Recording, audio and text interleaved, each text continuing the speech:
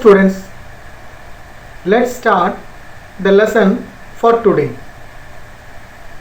In our lesson Laws of Motion, this is the session number 2, and today we are going to learn about the topics.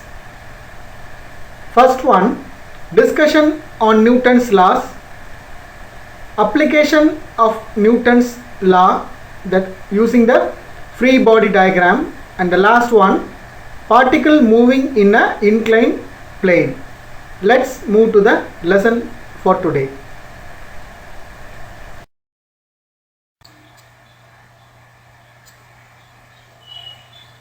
Now let's discuss on Newton's laws.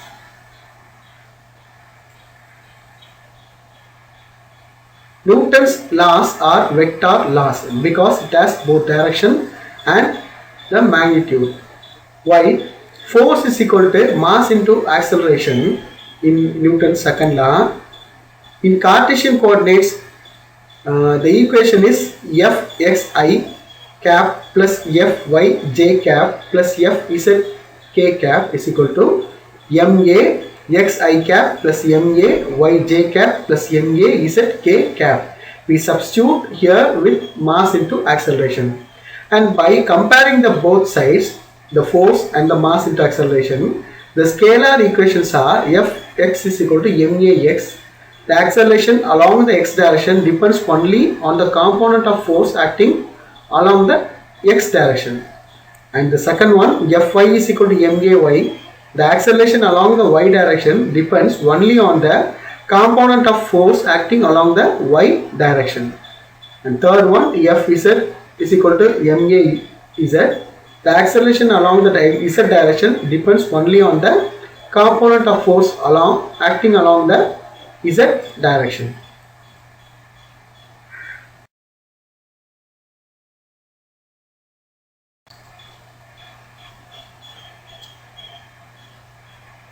The acceleration experienced by a body at time t depends upon the force which acts on the body at that instant of time, and it does not depend upon the force which acted on the body before the time t, which is expressed as Ft is equal to ma into t. That means force with respect to time and mass into acceleration with respect to time, which can be proved using an example. Okay, when a spin bowler or a fast bowler throws the ball to the batsman, like this picture, once the ball leaves the hand of the bowler, it experiences only gravitational force and air frictional force. The acceleration of the ball is dependent of how the ball was bowled, that means with a lower or a higher speed. Okay, so let's move to the third. In general, the direction of force may be different from the direction of motion. We already know the deceleration, that means which is opposite to the acceleration. Though in some cases the object may move in same direction as the direction of the force, it is not always true, and few examples are given below for you.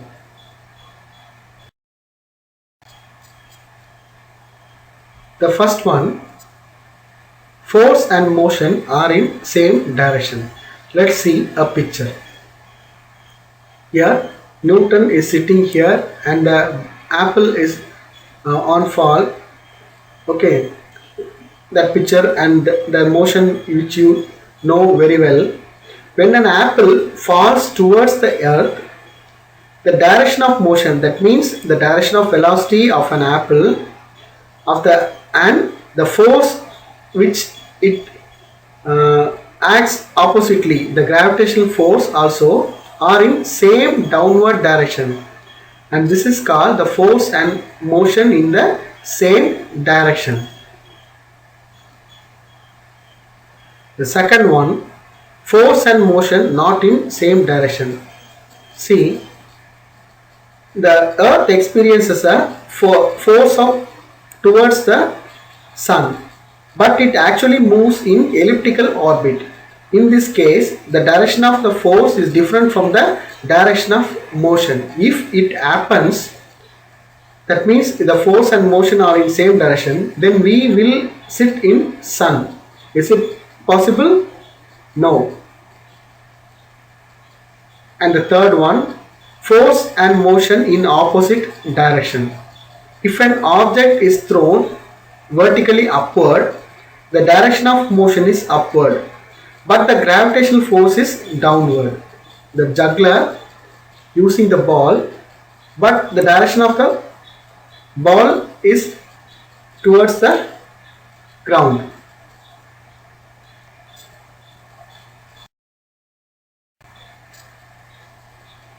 Fourth one, zero net force but there is motion. What are that? When a raindrop gets detached from the cloud, it experiences both downward gravitational force and upward drag force. You can see this umbrella experiences a downward air drag force from the raindrops. As it descends towards the earth, the upward air drag force increases, and after a certain time, the upward air drag force cancels the downward gravity. Hence, the raindrop comes with zero net force.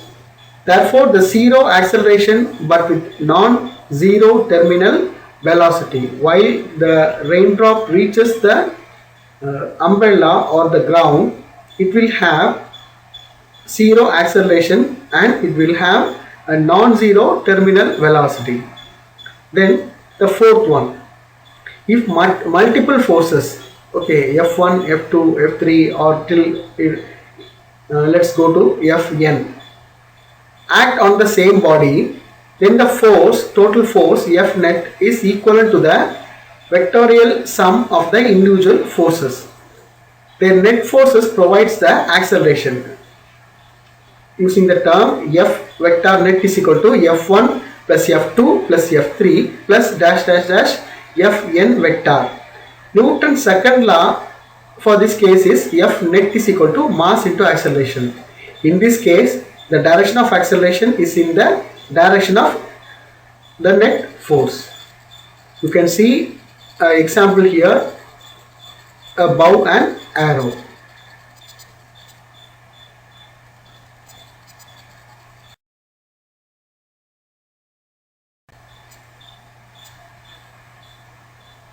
Fifth one, Newton's second law can also be written in the following form. That means, since the acceleration is the second derivative of a position vector of the body, A vector is equal to d square r vector divided by dt square. Here r refers to the displacement. The force on the body is F is equal to m into d square r vector divided by dt square.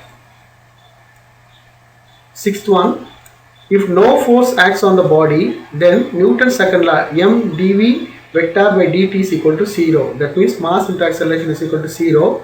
It implies that the velocity vector v is equal to constant. It is essentially Newton's first law.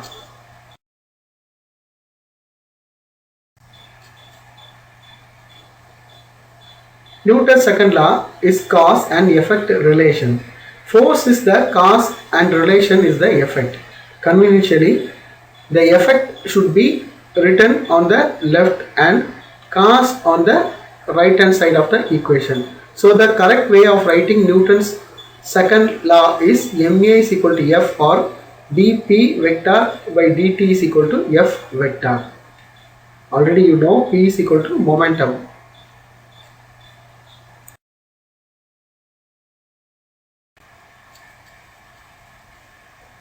First of all, let us see the application of Newton's laws in free body diagram. Actually, a free body diagram is a sketch of an object of interest with all surrounding objects stripped away and all of the forces acting on the body shown. Let me show this picture, and this picture shows you that there is a force in all directions. The drawing of a free body diagram is an important step in the solving of mechanics problems. Okay, so since it helps to visualize all the forces acting on a single object, the net external force which is acting on the object must be obtained in order to apply the Newton's second law to the motion of the body. So the free body diagram is a simple tool to analyze the motion of an object using the Newton's laws. The following schematic or systematic steps are followed for developing the free body diagram. Now identify the forces acting on the body. We can identify what are the forces acting on a body. Then it represents the object as a point. It represents this object as a point. Then draw the vectors representing the force acting on the object. We can draw the vectors which are representing the object on the forces. Now you can, in this free body diagram, you can see the weight is considered into mass into the gravity, and N is the normal force supporting the mass. Therefore F is equal to mu into N. And here in this picture you can also see the mass gets downward and it is towards the gravity, and T represents the surface tension.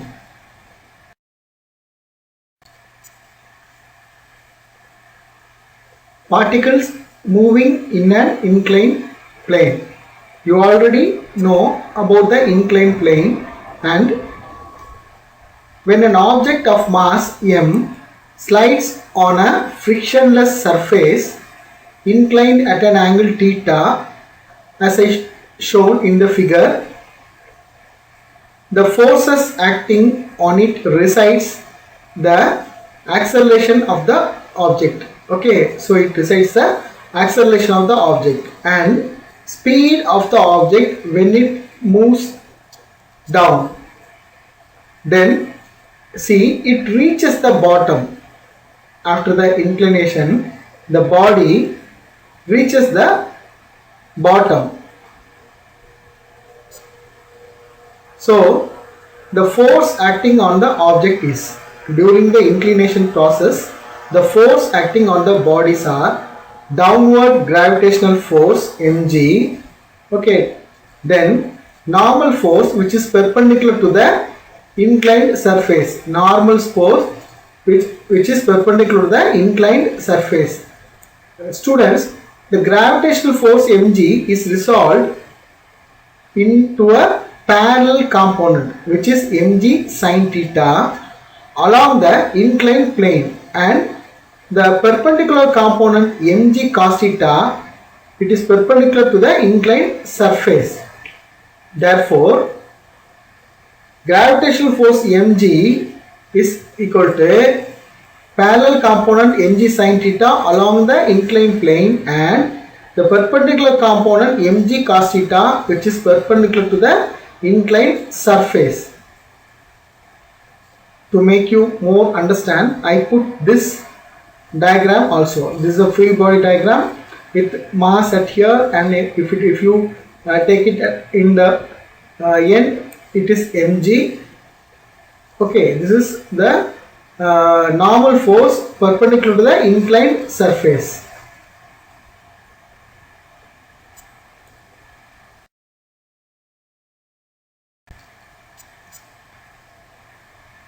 Actually there is no motion, acceleration along the y-axis. So applying the Newton's law in the y direction, we get minus mg cos theta into j cap plus nj cap is equal to 0, and no acceleration is there during the inclination.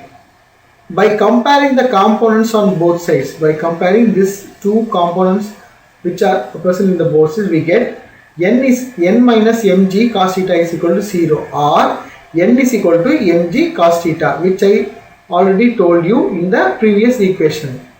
the magnitude of normal force N exerted by the surface is equivalent to mg cos theta. You can see here by comparing the both components on both sides, we get N minus mg cos theta is equal to 0 or N is equal to mg cos theta.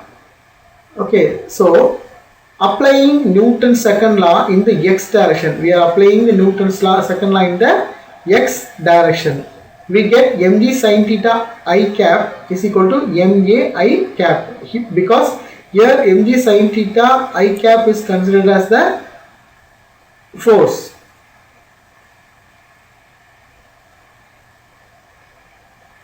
This is a picture which shows you more about the triangle ABC. Okay, this is the triangle ABC.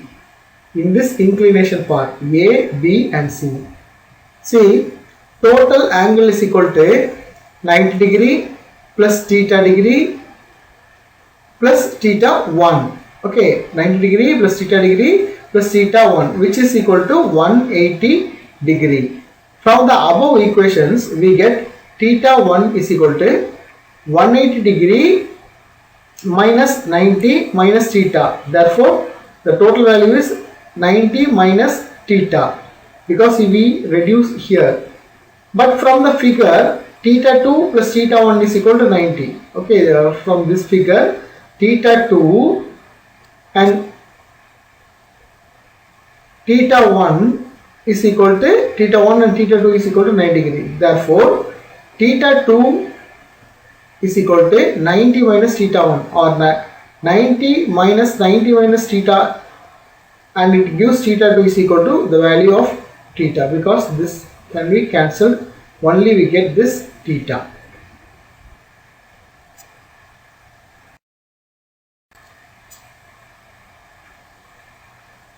And by comparing the components on both sides, we can equate mg sin theta is equal to m into a, and note that the acceleration depends upon the angle of inclination curve is equal to theta. So, if the angle is theta is 90 degree, then the block will move vertically with acceleration a is equal to g. That's why we put the acceleration of the sliding object is a is equal to g sin theta, and the acceleration is constant throughout the motion. Therefore, we get the equation of motion v square is equal to u square plus 2as along the x direction.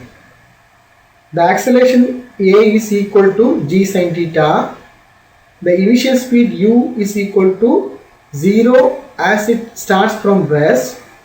Now, s is the length of the inclined surface.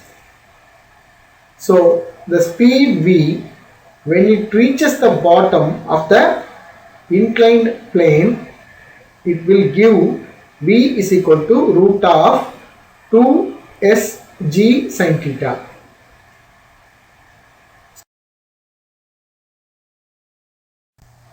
Thank you, students. Thank you for your participation. Study well.